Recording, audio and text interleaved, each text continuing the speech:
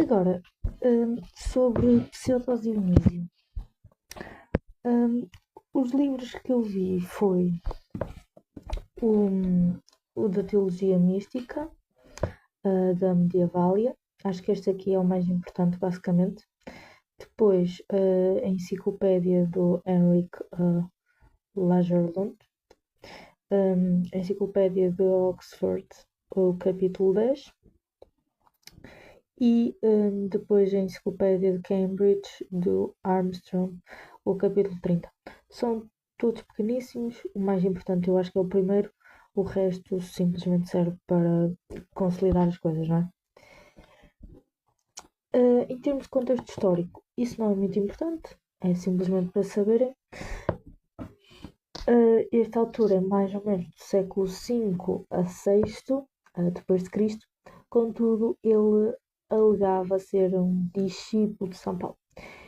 Não é bem que ele alegava, supostamente na altura que ele disse isto, as pessoas que estariam mais cristãs do Oriente iriam entender que isto na verdade era uma referência, que ele não estava a mentir, ele colocou aquele nome simplesmente para ter um nome quase artístico, mas ninguém a levar a sério. Só que, pronto, por alguns séculos acreditou-se que ele realmente era um discípulo de São Paulo, mas agora todos os historiadores concordam que não foi. Hum, uma coisa aqui que depois iremos falar, não é? Do João Escoto. O João Escoto foi sobre o patrocínio de Carlos, do rei Carlos. Ele traduziu os textos de Dionísio e então a partir daí ele começou a passar a assinar por Eriusna. Então é daí que ele vem buscar o nome Eriusna. Esta tradução que o Eriusna fez do Dionísio fez com que aumentasse o movimento de renascimento de letras para o Ocidente, chamado depois de Renascença Carolíngia. Enfim, não vou estar a entrar em muitos detalhes porque não vale a pena. A maior parte das coisas do contexto histórico dele são um mito porque nós não sabemos muito. Em influências filosóficas. Ora, no último vídeo atrás, quando eu falei sobre a transição e o início da época medieval, etc., sempre tentei dar o maior foco em que a filosofia medieval traz em si as ideias da filosofia antiga. E por isso o pseudodianismo não é diferente. Ele tem uma grande influência do neoplatonismo. Por exemplo, temos também depois o Santo Agostinho na época medieval, e são basicamente duas formas diferentes de serem neoplatónicos. E o neoplatonismo tem várias vertentes diferentes, não é? O nosso foco é mais em Plotino, apesar de o pseudodianismo ter sido muito influenciado por Próculo, mas o professor falou muito pouco. Em Plotino, o que nós sabemos é que o Uno é a fonte de tudo, é o bem absoluto. Eu não vou estar a dedicar muito a isto, porque isto aqui são é matéria de filosofia antiga, não é? Se quiserem, podem ir ver os vídeos que também já temos. O Uno é a fonte de tudo, é o bem absoluto e ao mesmo tempo uma unidade e uma diade, no sentido em que o Uno é a unidade, contudo, é quase como um Deus, não é bem um Deus em termos cristãos, no sentido de Deus que nos conhece, etc., ou Deus que temos que fazer reverência, mas como é tão grande, tem aqui uma espécie de deidade nele. Ora, como é que o movimento surge? Se o Uno existe, então tudo pode ser predicado dele. E se não há participação naquilo que não tem partes, então deve haver uma unidade participativa, que neste caso será a ideia de conversão e de processão. Agora é que eu reparei que eu coloquei as setas ao contrário, a processão era suposto ter a seta. A processão é seta para baixo e a conversão para cima. Peço desculpa. Então, a processão, ou o produs, é a processão do uno para um múltiplo, para a matéria, não é? E quanto mais matéria há, mais múltiplo há. E depois, a conversão, a epístrofe, será o retorno ao uno. E pronto, eu não quero estar a entrar muito nisto porque isto aqui é filosofia antiga, então é simplesmente saber os nomes e esta hierarquia depois o Pseudo-Dionísio vai usar. Hum, Basicamente, Plotino acreditava que havia dois mundos, o mundo inteligível e o mundo sensível, e dado que estes dois mundos derivam de uma fonte única, do Prodos, da produção e da força ativa, que se chama Dinamis, sobre a figura do desejo, domina também o movimento de regresso, a epistorfe, que é a conversão. A base ontológica desta última operação é a identificação do uno transcendente como o bem da causa eficiente como bem e a causa eficiente como a final. Isto aqui depois vai resolver os problemas, por exemplo, do Parménides, do único múltiplo, mas aí já provavelmente não é necessário. O próculo vai influenciar muito. O mais importante a saber, se calhar, é que ele vai unir a filosofia à investigação da natureza do divino e também vai colocar então a filosofia como uma atividade intelectual como um estilo de vida já era, mas ele vai então usar essa atividade intelectual para unir à vida espiritual. Contudo, o Próculo não era bem cristão, ele tinha vertentes mais pagãs, mas o Pseudo-Dionísio depois vai ser considerado um filósofo místico, que tem esta união muito com Deus. Ele até, nos cristãos do Oriente, depois que se tornam os ortodoxos, alguns até acabam por venerá-lo como um santo, porque ele tem realmente esta vertente mística. O Próculo também vai influenciar na sistematização hierárquica do cosmos, mas isso aí nós não se fala muito, não vamos falar muito, não é assim muito importante para nós aqui neste momento. E pronto, isso vai contrastar também com a tradição eclesiástica cristã, que basicamente é essa questão. Na época medieval, apesar de ter um Deus como princípio, vai continuar sempre a ter um diálogo entre a cultura e a filosofia que é considerada pagã. E até muitas vezes vão colocar filósofos a ajudar os cristãos a submeter o raciocínio ao serviço e ao pensamento do dogma, basicamente vão pedir também a alguns filósofos para ajudar a interpretar as escrituras, a Bíblia, etc. Eu vou dizer aqui uma citação que encontrei num artigo, não sei se vai ajudar ou não, mas pronto, vou dizer na mesma. Descobrimos então que o deus do Dionísio é na medida em que também é o deus das escrituras e é ao mesmo tempo nus, ou a essência, e o uno, ou o bem do neoplatonismo. E portanto, nem nus, nem o uno, como os próprios neoplatónicos empregavam essas designações. Ou seja, apesar de ter esta influência neoplatonista, o Deus cristão não vai ser nem o uno, nem o nus, nem a junção dos dois. É uma coisa que vai transcender ainda mais estes conceitos todos. Mas é claro que estes conceitos ajudaram, não é? Agora, outras duas inspirações foi o aristotelismo, com Aristóteles, e o cristianismo. Em Aristóteles, vamos encontrar sempre a procura sistemática pelas causas, pela aitia, e isto encontra-se no livro 12 da Metafísica. Também não vou estar a falar muito disso, não é? As substâncias basicamente são eternas e sensíveis, têm geração e corrupção, mudança de quantitativas, de qualidade, movimento local, e depois temos por outro lado o motor imóvel. Basicamente, para a matéria alterar-se tem de haver sempre uma matéria, e a matéria é a potência para ser alterada.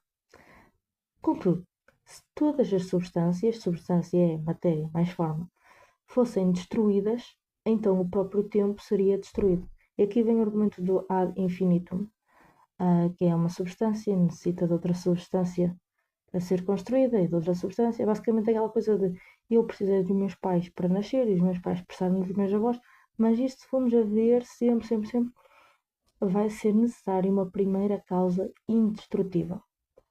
Isto é uma forma muito rápida de explicar Aristóteles. Essa primeira causa será então um motor imóvel. Este motor imóvel é um ato puro, é a causa primeira e não é possível de alterações, porque as alterações são próprias das substâncias e da atualidade e da imaterialidade e da materialidade. Como o motor imóvel não tem material, ele também não é possível de alteração. Mas, se o motor imóvel é ato puro, não é possível alterações, etc., como é que ele consegue então mover o universo?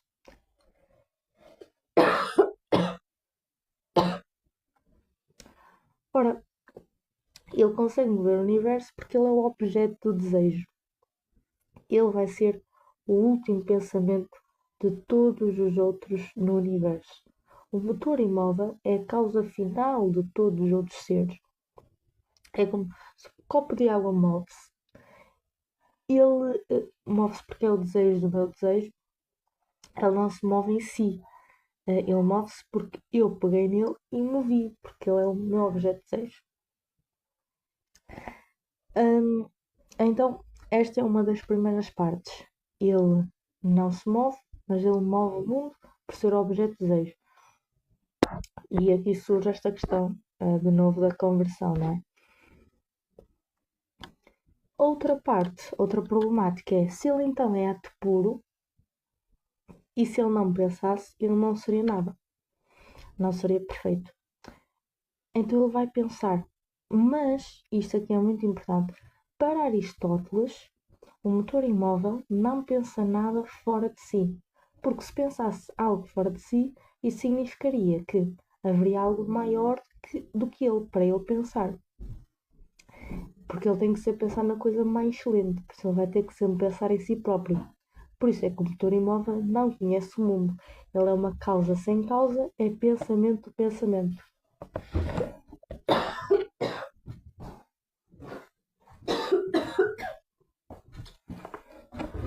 Estou aqui com tosse.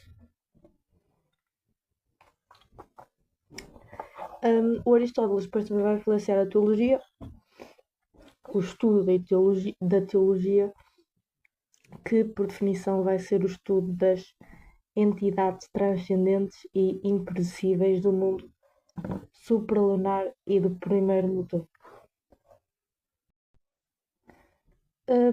Mas ignorem isto, porque isto aqui não é nada importante saber. Esta parte da teologia. O resto, nós não se preocupem, porque vamos voltar a abordar no Aristóteles muitas vezes e a explicar mais alguns conceitos, mas se realmente têm dúvidas, é melhor voltarem a ver os resumos e os vídeos da filosofia antiga. Ora, a influência do cristianismo vai ser enorme, obviamente. Aqui só iremos falar de algumas coisas, mas depois claramente que influencia em tudo. Só a questão de haver o Deus que vai pensar em nós, etc. Isso aí é uma mudança totalmente radical da filosofia antiga. Bem, o cristianismo vai se então integrar com a filosofia.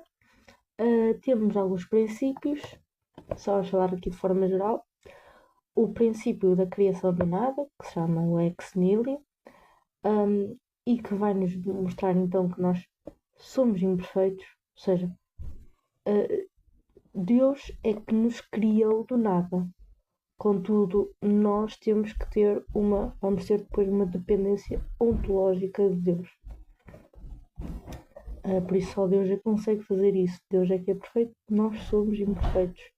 Esta dependência ontológica de Deus vem porque o ser depende sempre do seu Criador. Também o princípio da razão suficiente, o homem vai conseguir aprender sobre Deus. E então este princípio aqui vai ser muito importante depois para a teologia afirmativa e negativa, enfim. E a teoria contemplativa que nós temos muito da filosofia antiga vai coincidir também com a visão espiritual. Há uma realidade espiritual, mística e não meramente intelectual da filosofia.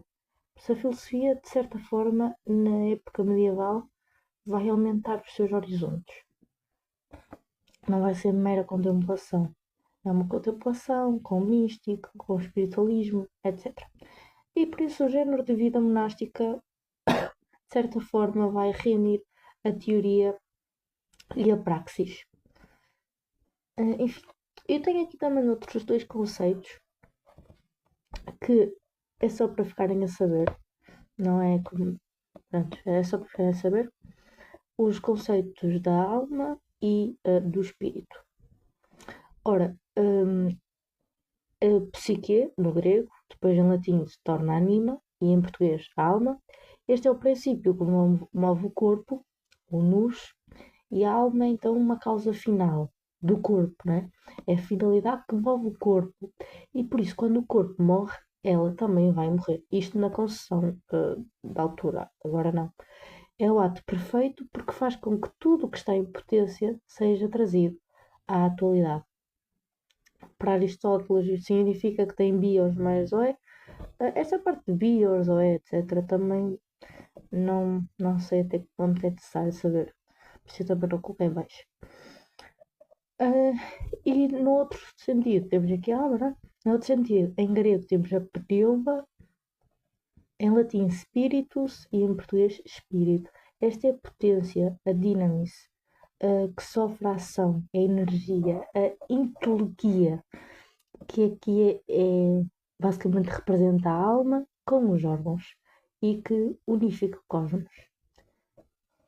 Enfim, isto aqui é só se calhar se for necessário para algum motivo escrever, para uma contextualização ou assim, que a alma é anima e que o espírito é spiritus.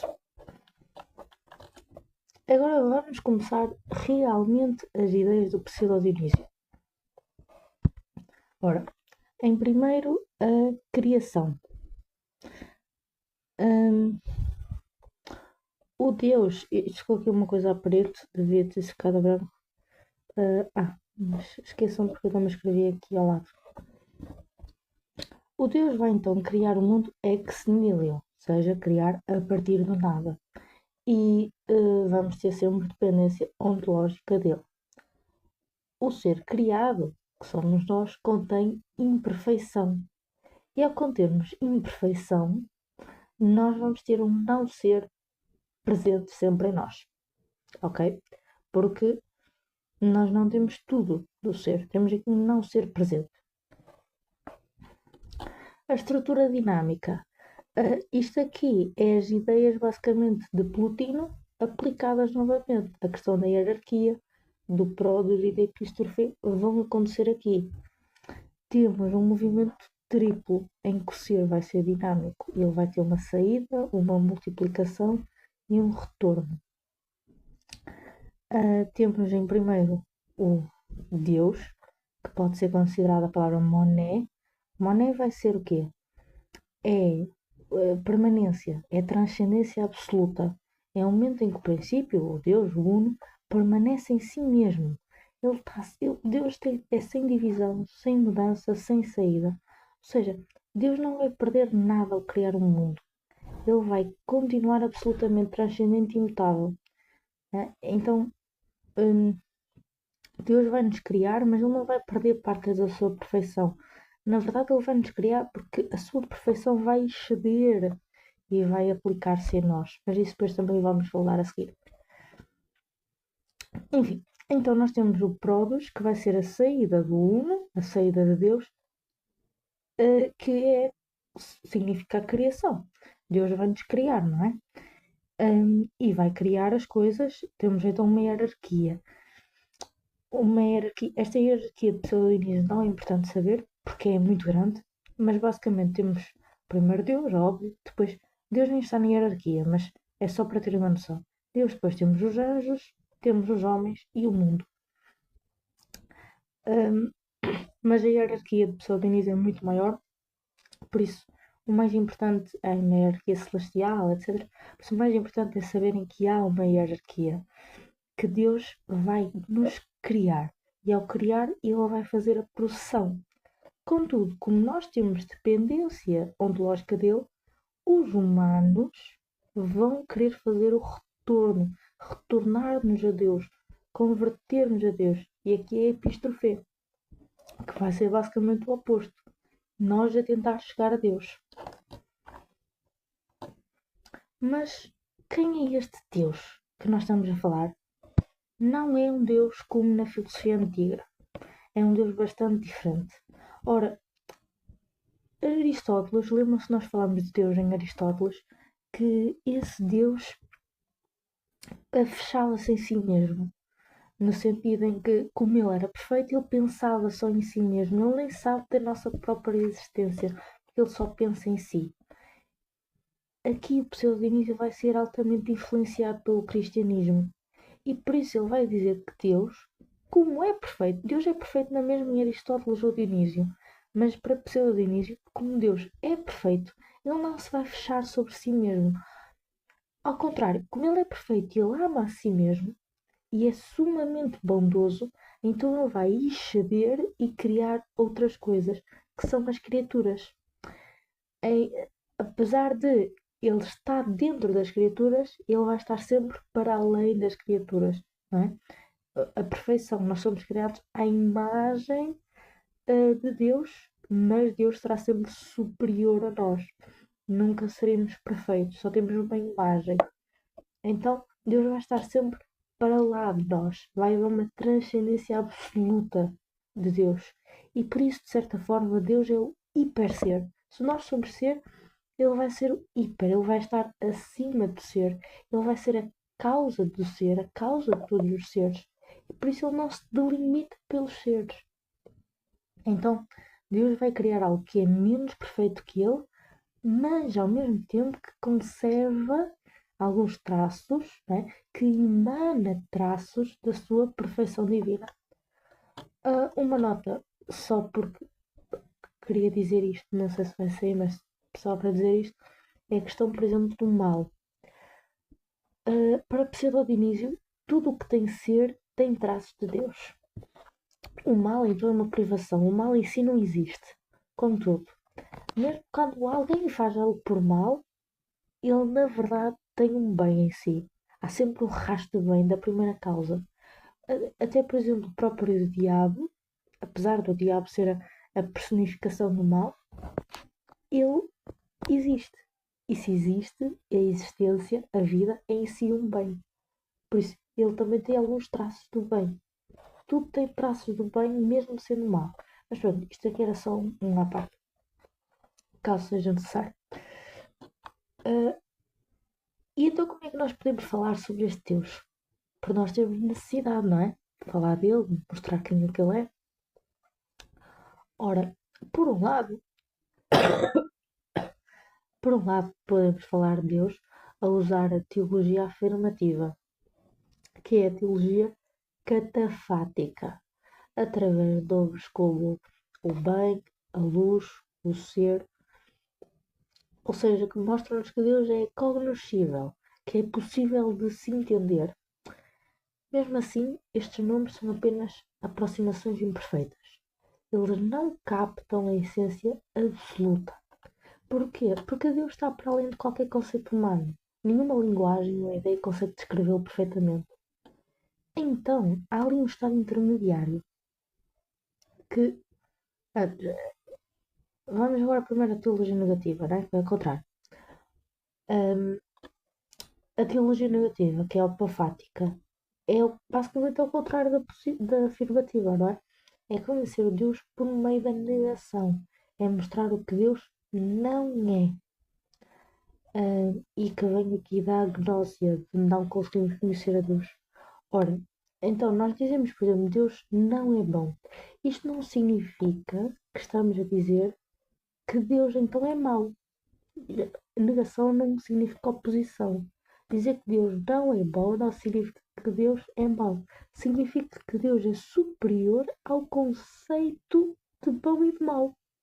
Ele é para além do bem, ele é o hiper bem. É para além de tudo isso. Enfim, há então um estado intermediário que falamos muito pouco, mas que existe, né? Que é o da teologia simbólica. Basicamente, eles são, por exemplo, na missa, em que há os símbolos, a liturgia, os rituais, que são uma mediação entre o sensível e o inteligível, em que há um descarte do material, ou seja, este estado intermediário vai descartar, entre aspas, o material, não é? A linguagem em si, mas vai reter o seu significado. O ritual, por exemplo, não não precisa ter especificamente uma linguagem. Por exemplo, um símbolo como o crucifixo, não é? Não tem uma linguagem, mas tem o seu significado. Contudo, este vai ser intermédio, mas a apofática, não é? Negativa, vai descartar mesmo tudo completamente. Símbolos, palavras, tudo. Completamente. Ora, agora, ponto 5. As hierarquias e a dinâmica do cosmos. Bem, cada ser vai depender de Deus. E por isso vai haver uma hierarquia descendente. Novamente, esta questão de hierarquia, etc., tem muita influência do neoplatonismo.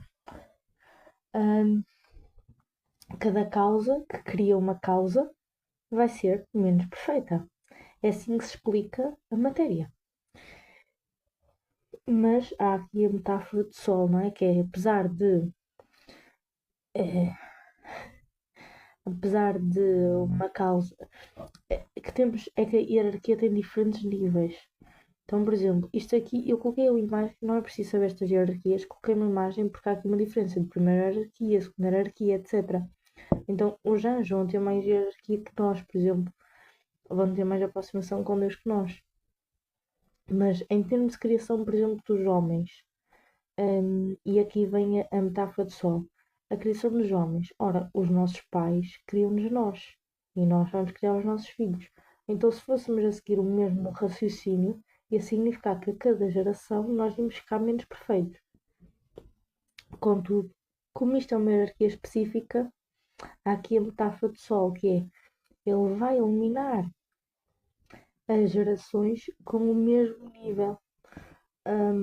Pronto, vamos ter o mesmo nível de perfeição. Os nossos bisavós têm o mesmo nível de perfeição e de imperfeição de Deus do que nós temos agora. É isso. Mas a hierarquia em si não é preciso saber, porque é muito complexa. O que é necessário saber é que se tudo foi criado por Deus, vai haver uma necessidade de dependência dele. E por isso vamos tentar o retorno. E vai haver então diferentes tipos de hierarquia, celestial, eclesiástica, etc. A função vai ser transmitir a graça e a luz divina. Esta união com Deus é encontrada muito, principalmente no livro da Teologia Mística, em que diz-nos que nós necessitamos de uma purificação do próprio sujeito antes de receber a própria iluminação de Deus. E dá o exemplo de Moisés. Caminhar para o silêncio e negar as categorias humanas. Ele até vai acabar por pedir a Timóteo, que é um dos seus discípulos, para dedicar à exercitação nas maravilhas místicas e renunciar às percepções sensoriais e atividades intelectuais. Ou seja, para unir-nos a Deus, misticamente, não é? Nós temos que deixar tudo o que pertence, quer ao sensível, quer ao inteligível. Temos de deixar tudo. Porquê? Porque a causa, Deus, não é nem sensível nem inteligível. Ele está para cima de tudo isto. Ele é o hiper-ser. O processo humano, então, será primeiro de purificação, isto de forma muito, muito básica. Primeiro de purificação, depois iluminação e, por último, a união mística. E assim conseguimos ascender a alma a Deus. O ser humano aproxima-se de Deus através de um processo de purificação, iluminação e união. Então há aqui a influência do neoplatonismo, em que toda a realidade procede de Deus e tende a regressar a Ele numa dinâmica de saída e retorno. E, como conclusão à união mística com Deus, o conhecimento mais elevado de Deus ocorre quando a alma ultrapassa os pensamentos e as linguagens. E é por isso que o pseudo-Dionísio dá um foco muito grande na teologia negativa, não é? Que é retirar todo o pensamento da linguagem, tudo, e entrar numa espécie de trevas divinas para unir-se com Deus. E é isto que temos sobre pseudo-Dionísio. Espero que tenham entendido. Qualquer coisa, perguntem. E a seguir iremos para Escuta o Eriosma e os seus pensamentos.